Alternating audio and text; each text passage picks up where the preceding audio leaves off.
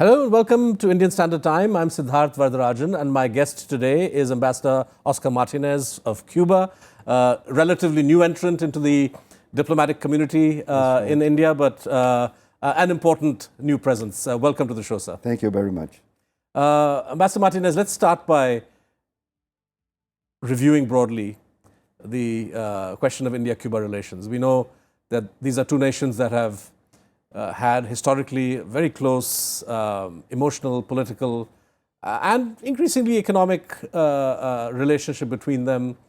In the past, there were very close relations between leaders at the individual level, Fidel Castro, Jawaharlal Nehru, Indira Gandhi, Rajiv Gandhi. Che made a famous visit to India in the 60s. Yes, right. Of course, the generational shift, in a way, leadership shift has happened both in Cuba and in India. We have a new set of leaders who perhaps have not enjoyed that kind of proximate relationship with Cuba. What do you think can be done to ensure that India-Cuba relations maintain the same degree of warmth that we've had over the last 60 years? Yes.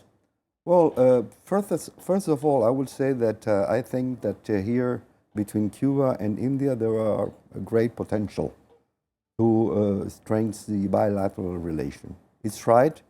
We had historical, traditional relation between the leaderships, and now we have changed, of course, many leaderships. You in India, and of course, also in Cuba. I think that, for example, for 3 years, we began to know new leaders, that Indian leaders that have been in Cuba, but also new Cuban leaders have been in India in the last years. For example, the Vice President Asad Anari, he was in Cuba, and he met Fidel Castro, also the known here, very well known here, the historical leader of the Cuban Revolution. He met Raúl Castro, and of course other leaders, young leaders of the Cuban Revolution. So also in Cuba was the Ministry of Foreign Affairs. So I think in India, visit the Minister of External Affairs, Bruno Rodriguez, in 2000, also for 3 years, 2013, and also last year came here to India, the first Vice President of Cuba, Miguel Díaz-Canel. He met the President, he met the Prime Minister, Mr. Modi. He met, I would say, many leaders. So politically, the moment is coming where we begin to know each other. I think that one of the main things we have to do is, of course, to increase the political dialogue. And in the political dialogue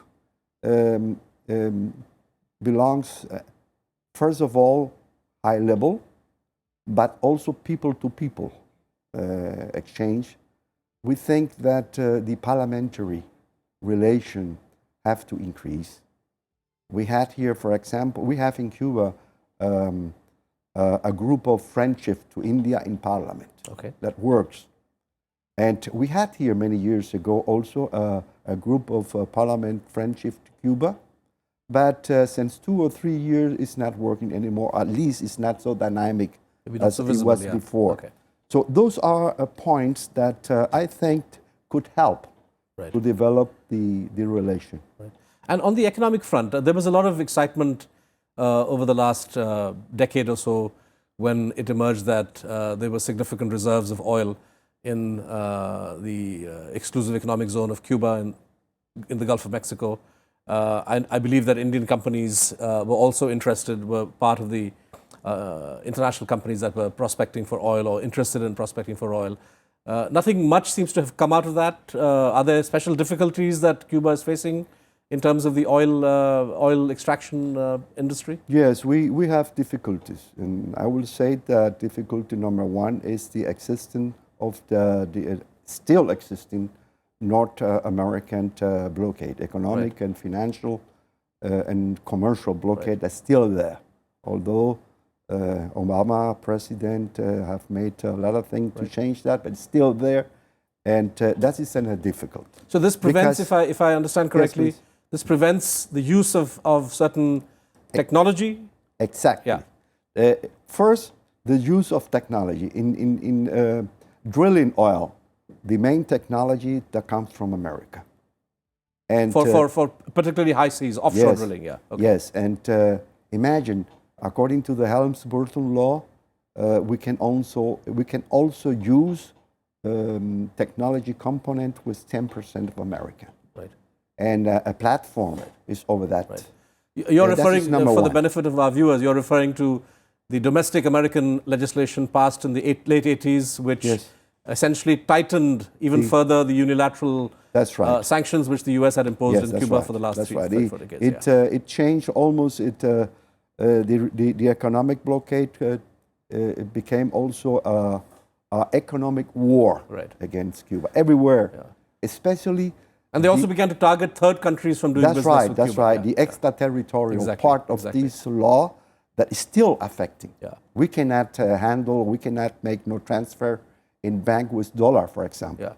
So coming back to your question, my friend Wilhard, is that not every enterprise likes to go to Cuba, make business with a blockade there. And that is the second part of the oil perspective, that we had an Indian enterprise that was drilling in Cuba, was trying to drill there. It was some years there. This is the ONGC Videsh, yes. That's right. OVL, yeah. Yes, that's right. And we still have some contact with them, but those are really reality that we have. Right. So that is a point that we are trying to increase with other companies all over the world. Ambassador Martinez, one of the areas where Cuba shines internationally and I think holds a number of lessons for countries like India is the healthcare system. Yes. Your health indicators are better in many regards than first world advanced capitalist economies. And of course, a lot of innovations in the pharmaceutical fields. And more importantly, we've been very impressed with the selflessness of Cuban doctors, Cuban medical professionals. The whole world marveled at how Cuban doctors were the first responders when the Ebola crisis broke out a couple of years ago in Africa. What is the scope for India, and which also has a strong pharmaceutical industry, for India and Cuba to collaborate in the pharma sector? I think that is in the pharma sector, also in the biotech sector, we can complement each other. Because although, of course, India is a power in high tech, in biotech and in pharma, but we are also developing, and we have cooperation in this field with India. We are threatening to make stronger this cooperation. We had before also mixed venture with Biocon and other biotechs and pharma industry. And we try, I think the possibility in this field are very, very high. And there are many, many enterprises here in India that are interesting to develop this cooperation. But I think that also there are many other fields that we can work together. For example, we are strengthening in Cuba, or we're trying to encourage a renewable energy sector, because we have enough sun. We have enough water. I mean, rainwater and sea. So we have also strong wind. So the renewable energy is a possibility. We have already program of developing in this area with India, and we hope that soon these programs could be approved and we can work more together. So that is a point where we are very interested, because we work and we generate electricity based in oil. We don't have oil. We have too little oil.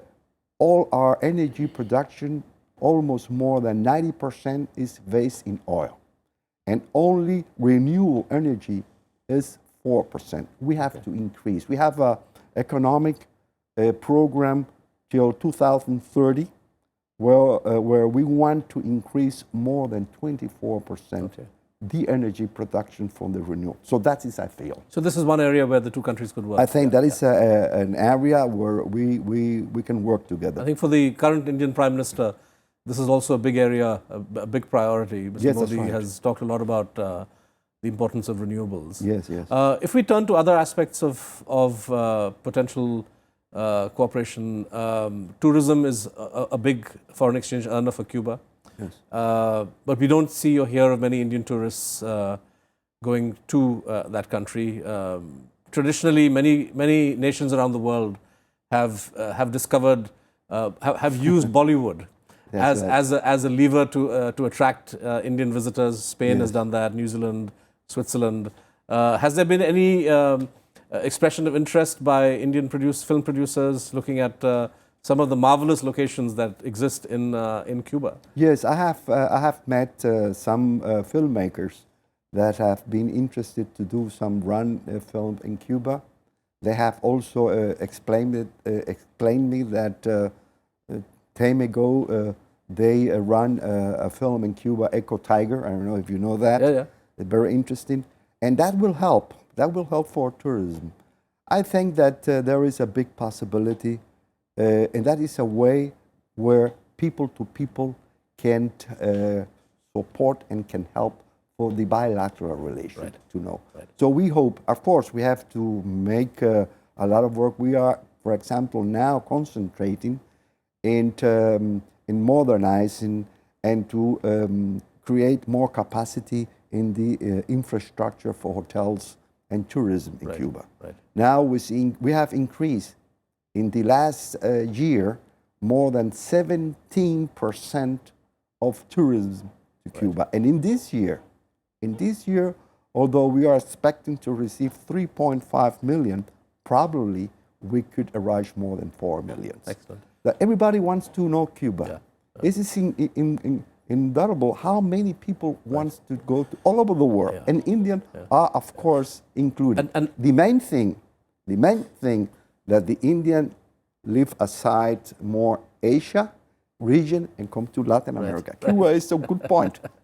Of course, the Indians who make it to Cuba will now have to jostle for space with many people from the United States, because one of the big stories as far as Cuba is concerned globally in the last couple of years was the the beginning of the process of normalization that we saw from December 2014. Yes. Obama, I'm speaking now in terms of my own personal assessment, had a pretty disappointing presidency from the foreign policy point of view. But then in his last couple of years, the opening to Cuba, the opening to Iran, it appears that he's quite anxious to leave this as his legacy.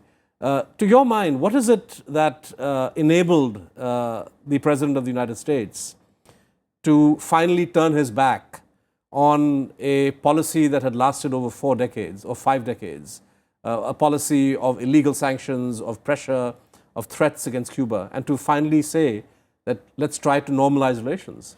I think that he said it by his official declaration for a year and a half, that the Americans have been working more than 50 years to change the society, to change our system, and to change the government, and they don't have a result. So let's change the method. Yeah. He has said that. Yes. That is number one. Number two, with the anti-Cuban policy, the United States have isolated in Latin America, but all over the world.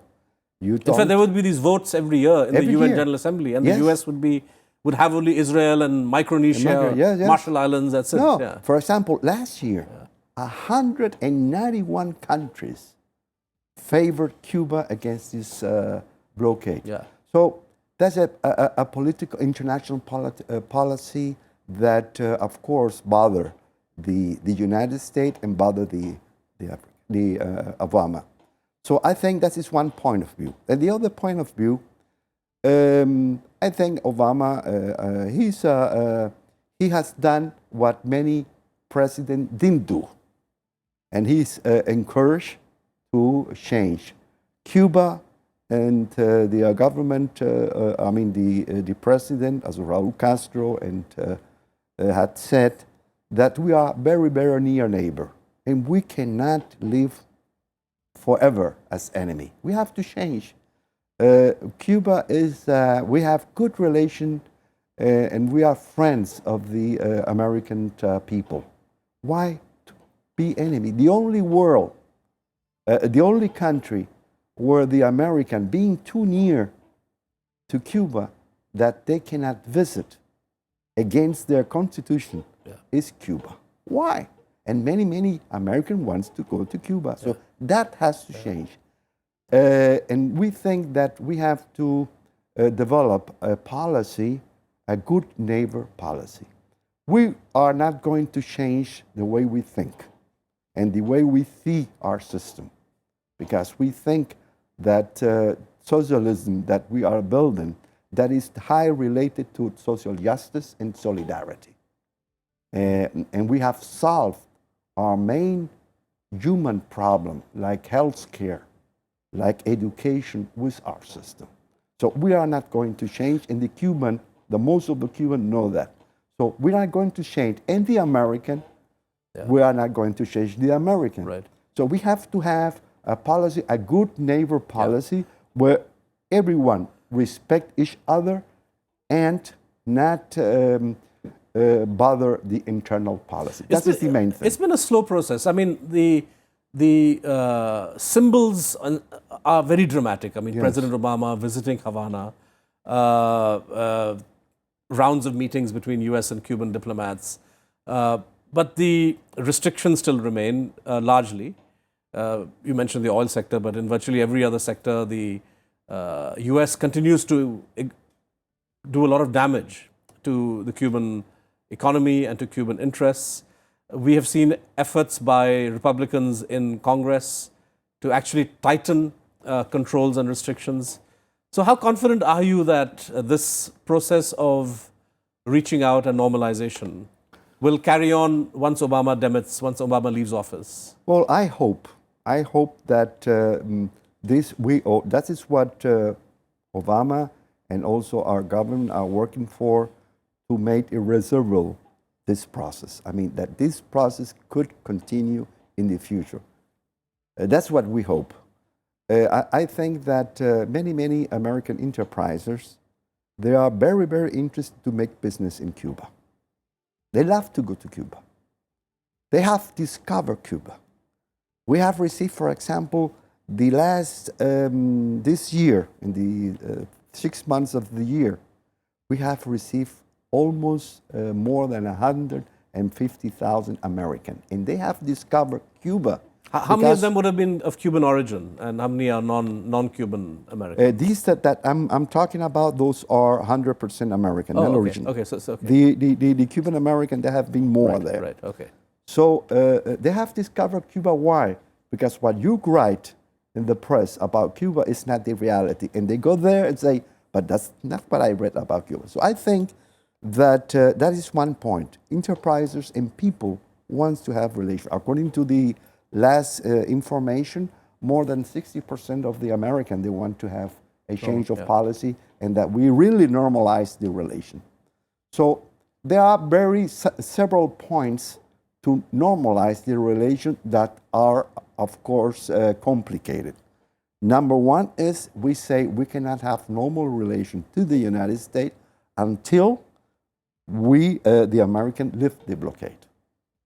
Because Obama have made some steps, and I think they are very good So by steps. blockade, you mean the full the Department of Treasury restrictions, the Helms-Burton Act, all the illegal sort of extraterritorial pressure being put on Cuba? That's right. Number one, that we can export to the United States, and the United States can export to Cuba. Right. Number two, that we can use the US dollar in the transaction for bank. Yeah.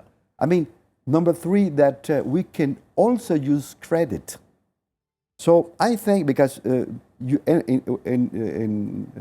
cannot have trading only in one way. You have to have trading in two ways. Yeah. So that is number one.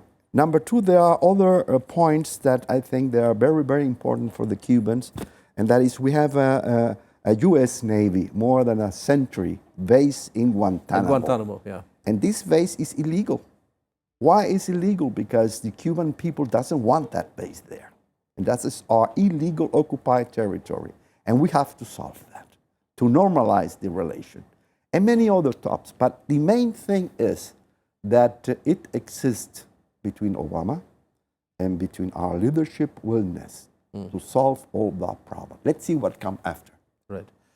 Is there a danger, Mr. Ambassador, in Cuba becoming vulnerable to American political pressure or influence? After all, the American side, as you said, doesn't hide the fact that their goal or motivation in reaching out to Cuba, there's no change in that, it's only the change of method. So the goal, if you will, to use a crude term, is still regime change. Yes, right. What steps can Cuba take which will make it difficult for the US to pursue that goal, but which don't compromise the democratic rights and civic liberties of the people of Cuba? We know that Cuban people have great passion for rights, openness. So how do you hope to resolve this tension? Yes. We think that this tension, we can resolve it when the American has the respect relation to the Cuban. That is number one.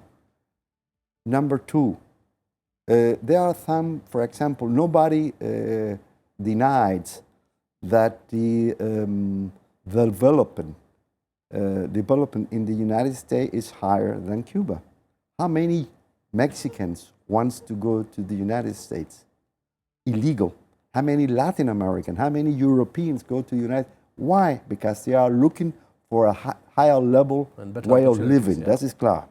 And in Cuba, of course, we don't have that level because of the efficiency of our economy and so on. But the American, for example, they have a law that any Cuban that goes illegal to the United States and reach the coast of the United States, he can stay there, he can work there immediately, he receives the permission for the United States for a year with the support financial, and that, of course, stimulate that young people from Cuba leaves Cuba. So one of the things we have to solve is that the American government eliminate this law. That is one thing.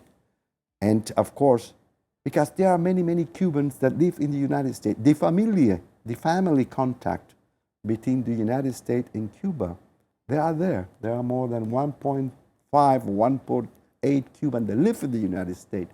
And they'd like to have normal family relation. And I think that we are trying, both this government and we are trying to develop this relation. And interesting, the American government, he explode or support also that different types of American visit Cuba, because they think that American, when they go to Cuba, they are the best ambassador of the United States. I agree, they are the good ambassador. But as I said before, they learn Cuba.